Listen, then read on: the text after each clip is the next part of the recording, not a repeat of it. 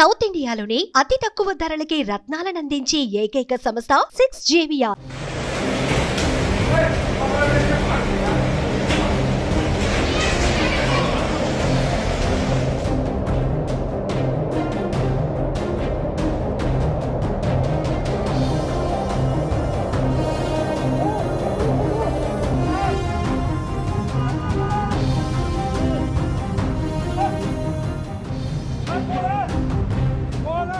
భారీ వర్షాలు వరదలు చైనాను అతలాకుతలం చేస్తున్నాయి. చైనా రాజధాని బీజింగ్ లో కుండపోత వర్షాల కారణంగా పలు ప్రాంతాలు నదులను తలపిస్తున్నాయి.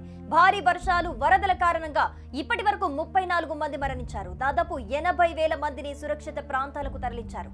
పలు ప్రాంతాలు జలమయం కాగా కొండ చర్యలు విరిగిపడ్డాయి. భారీ చెట్లు నేలకూలగా విద్యుత్ స్తంభాలు దెబ్బతిన్నాయి.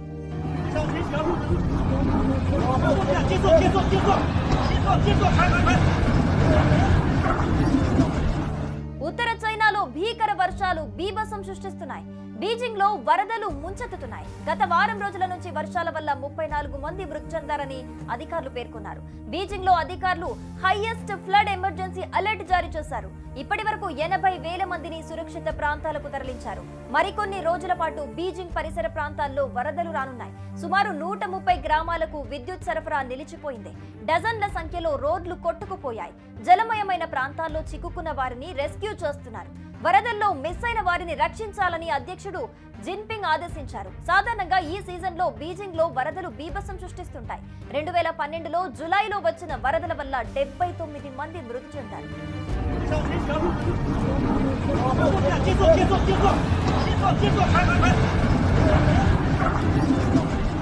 మియోన్ జిల్లా వరదల కారణంగా తీవ్రంగా దెబ్బతింది. ఇక్కడ 28 మంది, యాంకింగ్ జిల్లాలో మరో 2 ప్రాణాలు కోల్పోయారు. పొరుగునున్న హెబీ ప్రావిన్స్ లో కొండ చర్యలు విరిగిపడి 4 మరణించారు. ఈ క్రమంలో పలువురు ఆచూకీ గల్లంతైంది.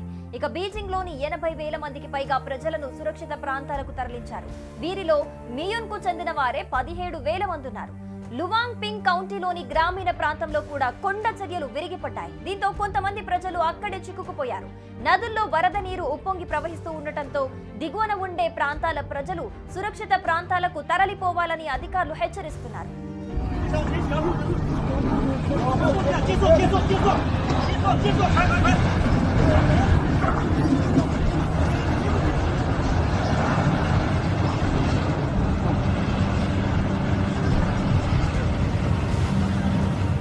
ముఖ్యంగా యాన్, మిషాన్ నగరాల్లో పరిస్థితి దారుణంగా ఉంది.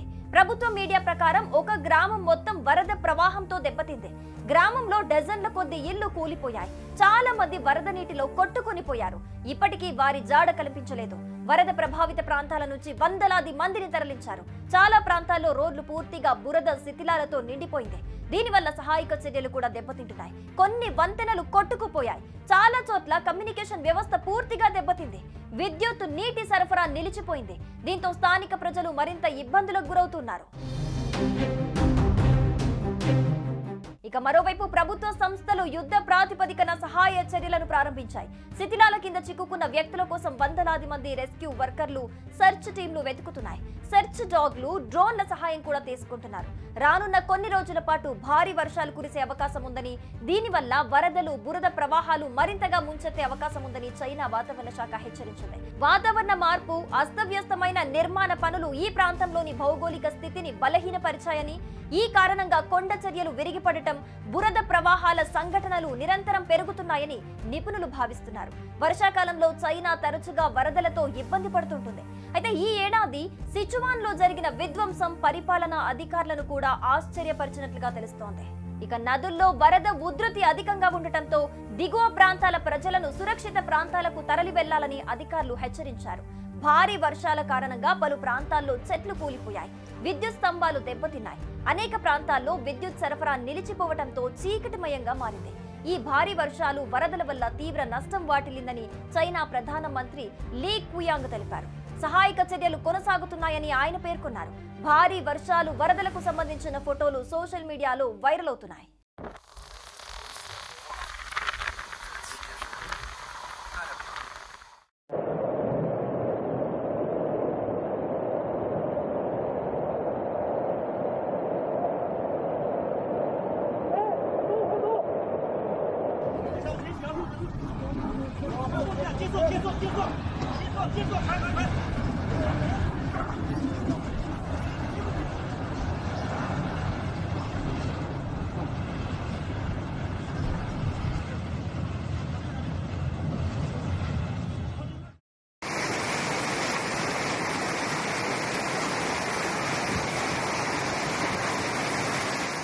సుమన్ టీవీలో మీ పర్సనల్ అండ్ బిజినెస్ ప్రమోషన్స్ కోసం కింది నెంబర్కి కాంటాక్ట్ చేయండి.